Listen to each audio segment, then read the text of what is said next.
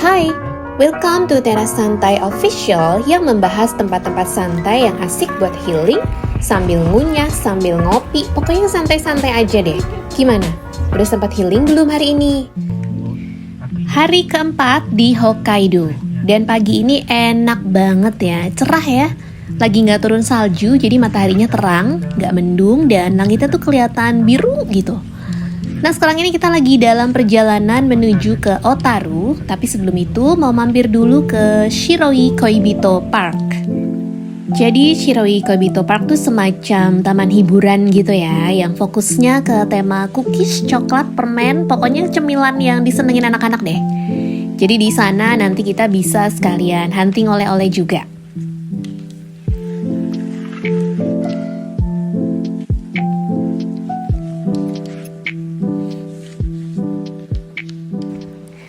Nah kita udah sampai di Shiroi Koibito Park. Jadi ini tuh semacam taman hiburan yang dioperasikan oleh perusahaan cemilan lokal yang terkenal di Jepang ya. Nama produsennya tuh Isshiya. Jadi Isshiya ini terkenal dengan produk-produk cookies, coklat, permen gitu. Nah katanya si pendiri taman ini tuh terpesona sama keindahan Inggris. Jadi makanya kalau kita perhatiin ini ada Classic London Bus Double Decker ya. Terus di sini bentuk arsitektur bangunannya tuh juga bergaya ala-ala Eropa gitu.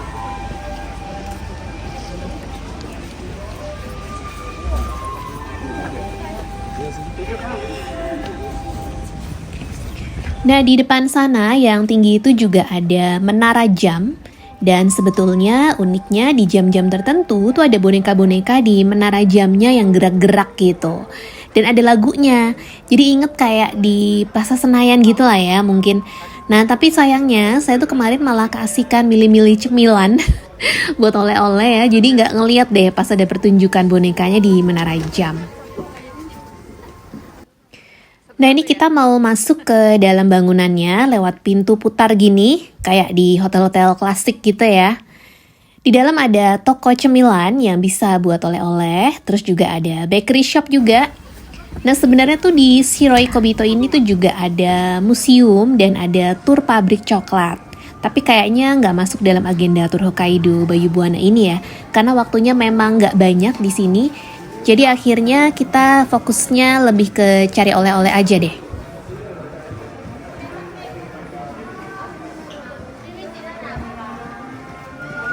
Nah ini area yang populer juga ya, si tangga berkarpet merah itu. Banyak banget yang foto-foto di situ. Dan di kanan ini toko cemilannya namanya toko Piccadilly.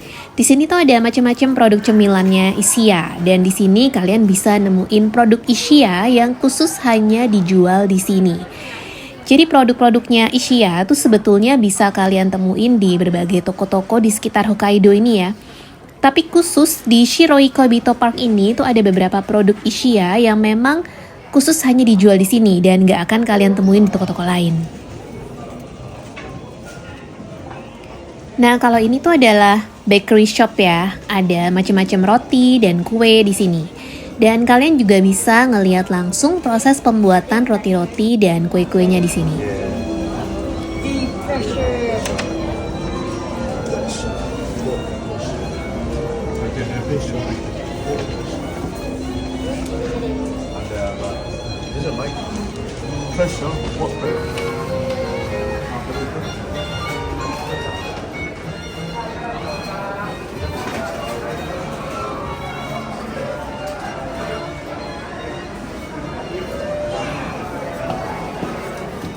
Nah sekarang saya mau naik ke atas, mau lihat-lihat suasana di atas tuh kayak apa. Nah ini dia ya lantai 2-nya. Desainnya memang serba klasik ya di sini.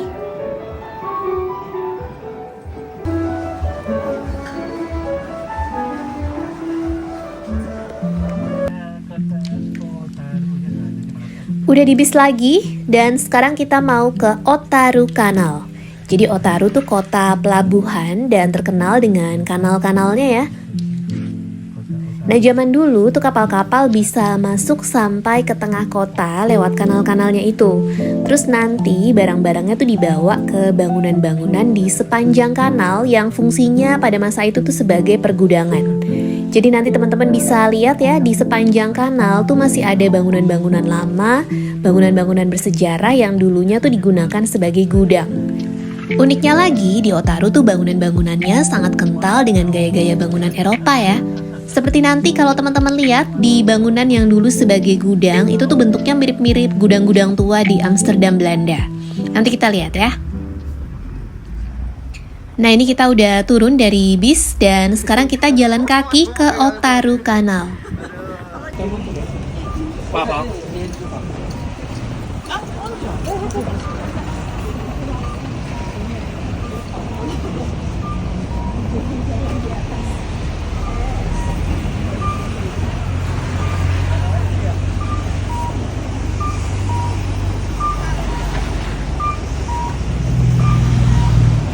Nah, ini kita nggak bisa jalan cepet-cepet ya, soalnya ini tuh esnya udah mengeras kayak es batu, jadi tuh licin.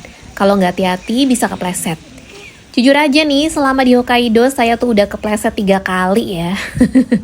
Untungnya tuh keplesetnya masih aman, karena infonya beberapa kali tuh ada juga yang apes, kepleset sampai ngalamin patah tulang. Aduh, ngeri banget deh.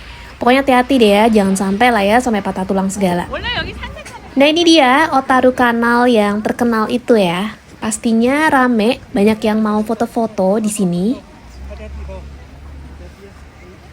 Nah, ini yang di sisi kanan, itu bangunan bersejarah yang udah jadi situs budaya ya, yang dulunya digunakan sebagai gudang. Lagi di Otaru Canal. Bisa teman-teman lihat ya, stylenya tuh Eropa banget gitu. Bentuknya tuh mirip-mirip gudang-gudang di Amsterdam, Belanda. Nah, di sini juga ada kapal cruise gitu. Ini memang cruise untuk wisata kanal ya. Kalau kalian kesini dan punya banyak waktu buat explore, seru tuh pasti nyobain naik kapal cruise-nya. Tapi biayanya berapa, saya kurang tahu ya. Bisa dicek di websitenya aja. Nah, di sini tuh kalau sore tuh juga cantik karena ada lampu-lampu di sepanjang kanalnya ini. Jadi suasananya tuh lebih makin romantis gitu. Lanjut, sekarang kita mau makan siang dulu di Otaru Seaport. Ini masih bagian dalam paket tour ya, jadi kita nggak perlu bayar lagi untuk makan siang ini.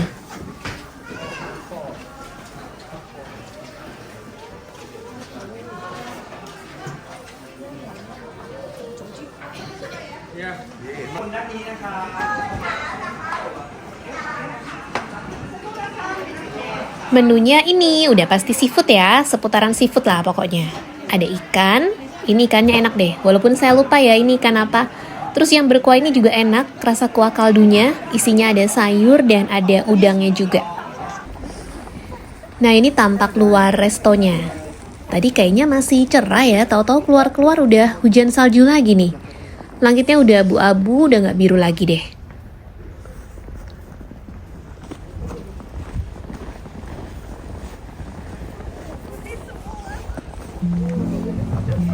Ini udah di dalam bis lagi dan kita mau menuju ke Sakaimachi Street. Masih di Otaru ya, nggak jauh dari Otaru Canal. Sakaimachi Street itu termasuk destinasi wajib di Otaru. Jadi di sepanjang jalan Sakaimachi itu ada banyak toko-toko souvenir, ada resto juga. Terus arsitektur bangunannya sendiri itu juga unik ya, bangunan bersejarah yang sudah direstorasi. Jadi ada percampuran gaya Jepang dan Eropa. Jadi memang kalau dilihat dari sejarahnya, dulunya tuh banyak negara Eropa dan Amerika juga yang punya hubungan dagang dengan Jepang Utara melalui pelabuhan Otaru. Makanya nggak heran ya kalau banyak unsur-unsur Eropa yang mempengaruhi perkembangan kota ini. Nah, kayak gini nih suasana di Sakaimachi Street. Bisa betah berjam-jam deh karena banyak yang lucu-lucu. Contohnya kayak ini nih, ada toko khusus Snoopy. Lucu banget ya. Yang ngefans sama Snoopy bisa kalap nih kalau kesini. Nah, kalau ini tuh contoh barang-barang yang dijual di toko Snoopy ini ya.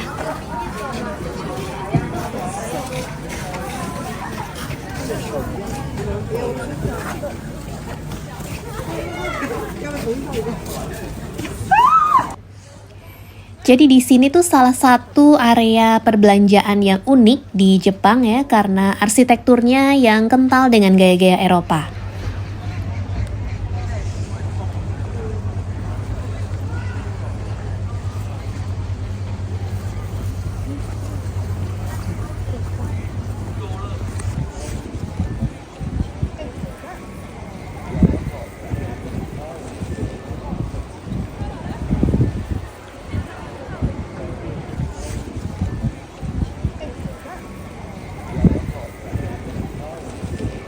Nah, bangunan yang cukup besar di seberang jalan, sebelah kanan itu adalah toko Music Box. Jadi kalau kalian kesini, harus banget nyempetin mampir ke toko Music Box ini ya. Karena selain bangunannya yang unik, di dalamnya tuh juga seru banget bisa ngeliat berbagai macam music box dengan berbagai desain dan ukuran dan lagu yang beda-beda juga. Nah, di toko ini memang rame banget ya. Kayaknya ini tuh toko yang paling rame deh di Sakaimachi Street ini. Karena memang music box tuh jadi salah satu oleh-oleh khas dari Otaru. Makanya banyak turis lokal maupun mancanegara yang datang ke sini untuk hunting music box.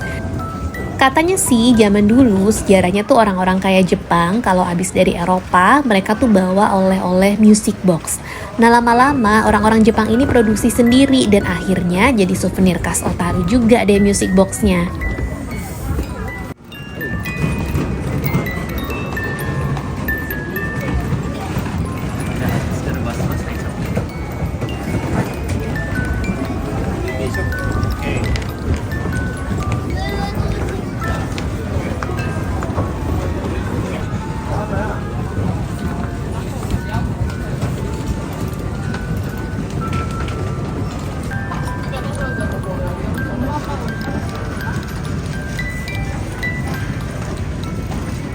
Nah, kalau dari segi harga gimana nih?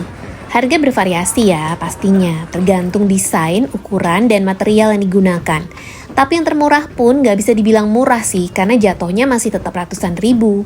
Tapi wajar banget ya, karena ini kan handmade ya, dan dibuat dengan kualitas yang nggak main-main gitu ya, nggak ngasal gitu loh. Jadi ada harga, ada kualitas lah.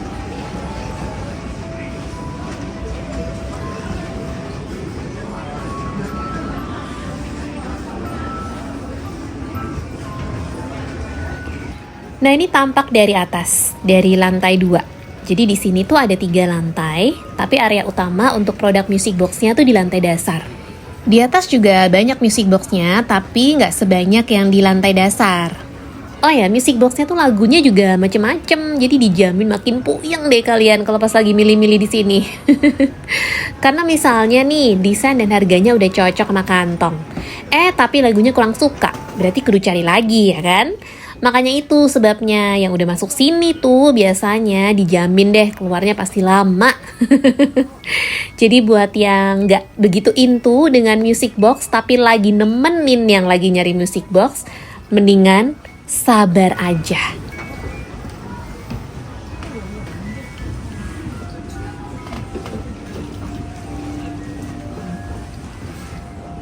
Akhirnya setelah muter-muter nyari-nyari, pilihan saya jatuh ke music box mungil yang cantik ini ya dengan burung khas Hokkaido-nya.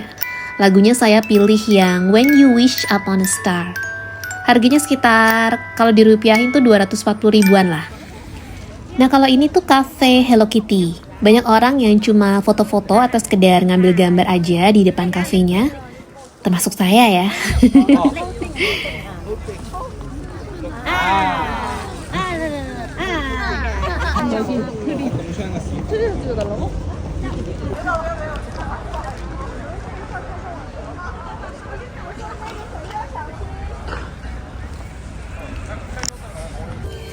Nah, sebelum balik ke bis, sempetin beli stroberi yang gendut-gendut dan manis banget Endolita ini ya.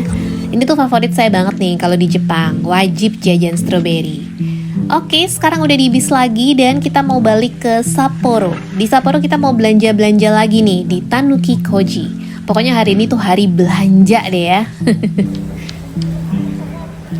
Nah, ini dia nih, Tanuki Koji Shopping Street. Di sini tuh macem-macem deh. Pokoknya kalau mau beli oleh-oleh atau cari thrifting tuh ada di sini. Nah, dari sini terus udah acara bebas ya. Makan malamnya juga bebas, cari sendiri. Jadi kami juga lanjut jalan-jalan sendiri nih ke area-area yang lokasinya masih nggak jauh dari hotel tempat kami nginep.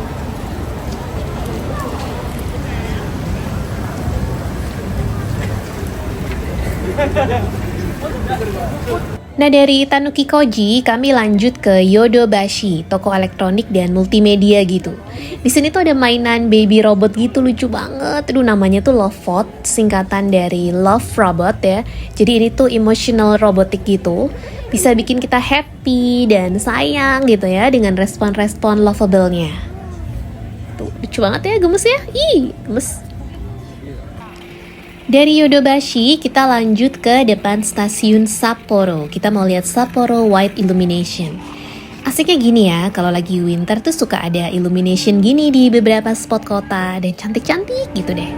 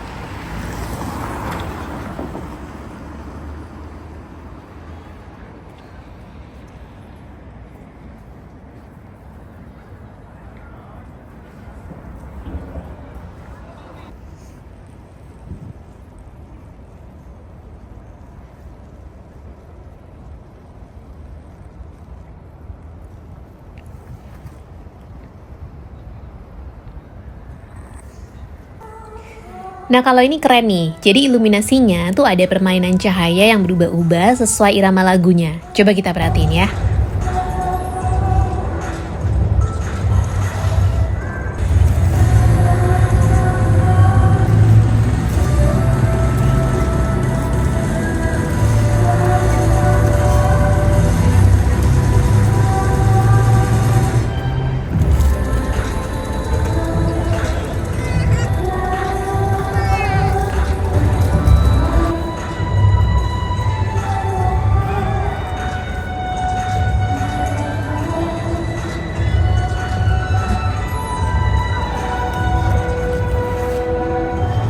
Keren ya? Oke teman-teman, sekian dulu sharing cerita hari keempat di Hokkaido ini. Hari kelima nanti kita bahas di video selanjutnya ya. Thanks for watching. See ya!